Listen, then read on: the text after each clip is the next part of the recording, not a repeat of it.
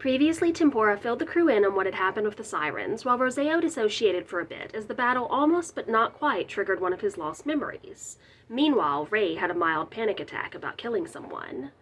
Glenn asked to see the captain's quarters, and Beetle led the group to them. He stayed in the doorway while they searched the room, and his attention was immediately caught by Ray finding the captain's will.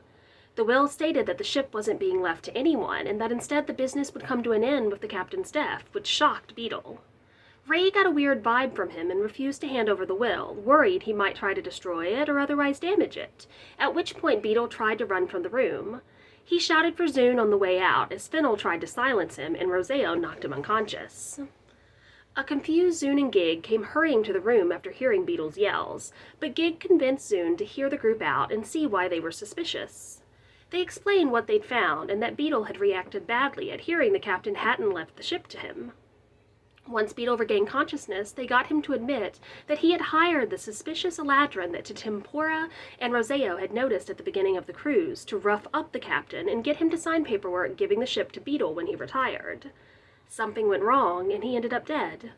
Then Beetle burst into tears. Beetle was locked in an empty room on the ship. Over the next few days, Tim and Glenn helped Zune with the ship. Gig gave everyone in the group gems as thanks for solving the mystery, and she and Zune prepared to let the ship go free on the ocean once its final cruise was finished. And that is how the mini-campaign ended.